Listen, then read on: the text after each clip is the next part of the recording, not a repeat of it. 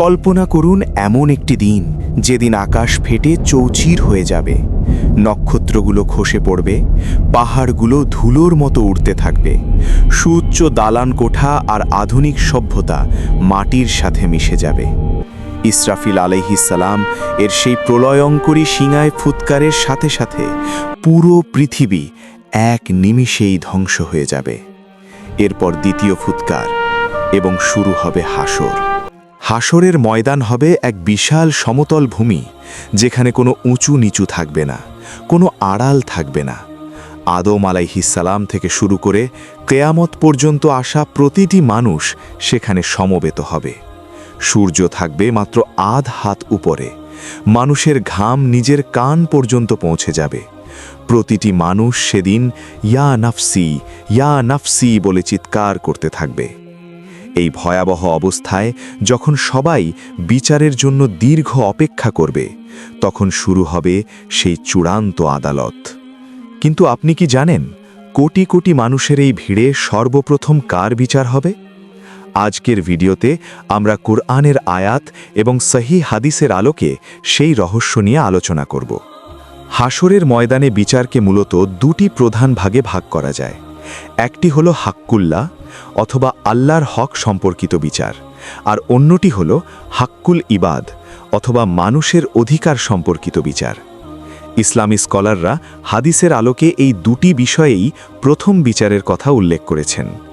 অনেকেই মনে করেন বিচার মানেই তো নামাজের হিসাব, আবার অনেকে মনে করেন খুনের বিচার। আসলে দুটিই সঠিক, তবে ক্ষেত্র ভিন্ন। চলুন বিষয়টি বিস্তারিত জানি। আল্লাহর অধিকারের মধ্যে প্রথম বিচার সালাত বা নামাজ। রাসূলুল্লাহ স্পষ্টভাবে বলেছেন, কেয়ামতের দিন বান্দার আমলসমূহের মধ্যে সর্বপ্রথম যে জিনিসের হিসাব নেওয়া হবে তা হলো তার সালাত বা নামাজ। সুনান তিরমিজি। আল্লাহ তাআলা বিচারক হিসেবে প্রথমেই দেখবেন তার সাথে আমাদের সম্পর্ক কেমন ছিল। আপনি কি 5 ওয়াক্ত কপালে সিজদা দিয়েছিলেন, নাকি দুনিয়ার ব্যস্ততায় সেই মহান রবকে ভুলেছিলেন? যদি কারো নামাজের হিসাব ঠিক হয়ে যায়, তবে তার পরবর্তী সব হিসাব সহজ হয়ে যাবে। আর যদি কারো নামাজের হিসাবে গড়মিল দেখা দেয়, তবে তার পাল্লা হালকা হয়ে যাবে এবং সে মহা বিপদে পড়ে যাবে। কিন্তু যখন প্রশ্ন আসবে মানুষের সাথে মানুষের আচরণের, তখন বিষয়টি আরও কঠোর হয়ে দাঁড়াবে। সহিহ বুখারীর একটি হাদিসে এসেছে, রাসূলুল্লাহ বলেছেন, কেয়ামতের দিন মানুষের মধ্যে সর্বপ্রথম বিচার করা হবে রক্তপাত বা হত্যার। চিন্তা করে দেখুন এটি কতটা ভয়াবহ। দুনিয়াতে যারা ক্ষমতার দম্ভে অন্যের রক্ত ঝরিয়েছে, যারা কোনো নিরপরাধ মানুষকে হত্যা করেছে কিংবা সামান্য দ্বন্দ্বে কারো জীবন কেড়ে নিয়েছে, হাসরের ময়দানে তারা নিস্তার পাবে না। হাদিসে এসেছে, নিহত ব্যক্তি তার হত্যাকারীর মাথা হাতে নিয়ে আল্লাহর আরশের সামনে হাজির হবে। তার ধমনী থেকে তখনও রক্ত ঝরতে থাকবে।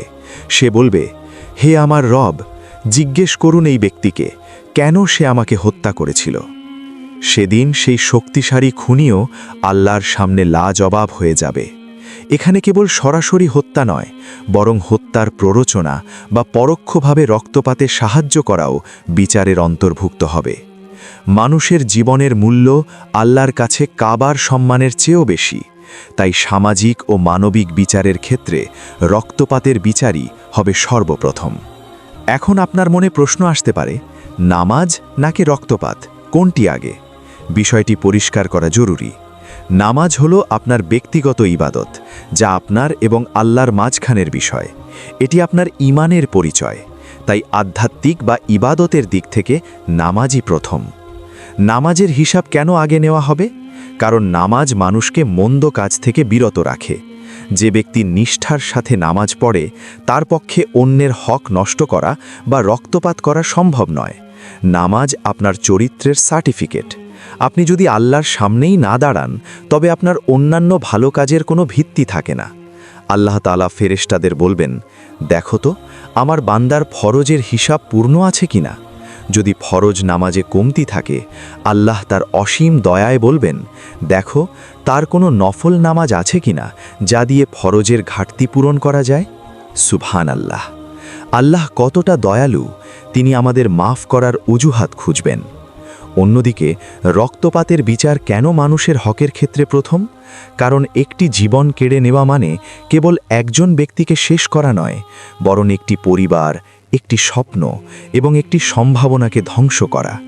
আল্লাহ হয়তো তার নিজের হক, যেমন নামাজ না পড়া, চাইলে মাফ করে দিতে পারেন, কিন্তু মানুষের হক বা হাক্কুল ইবাদ আল্লাহ ততক্ষণ মাফ করবেন না যতক্ষণ না সেই ভুক্তভোগী ব্যক্তি মাফ করে। হাসরের ময়দান হবে এক ভয়াবহ পয়েন্ট এক্সচেঞ্জ বা আমল বিনিময়ের জায়গা। সেদিন খুনিকে তার নেকিগুলো দিয়ে দিতে হবে নিহত ব্যক্তিকে। নেকি শেষ হয়ে গেলে নিহত ব্যক্তির পাপগুলো খুনির ঘাড়ে চাপিয়ে দেওয়া হবে। এটাই সেই সময় যখন বড় বড় জালেম ও অত্যাচারীরা দেউলিয়া হয়ে যাবে।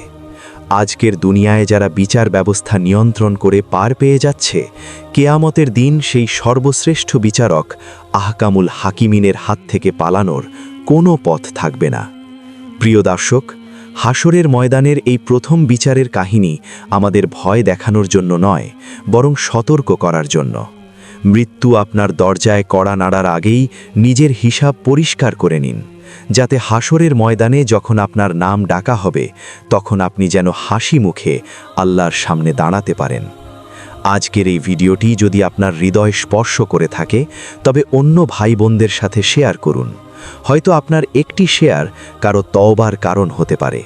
এমন আরও ইসলামিক ও জীবনধর্মী ভিডিও পেতে আমাদের চ্যানেলটি সাবস্ক্রাইব করে রাখুন। আল্লাহ আমাদের সবাইকে হাসরের ময়দানে সহজ হিসাব দান করুন। আমিন।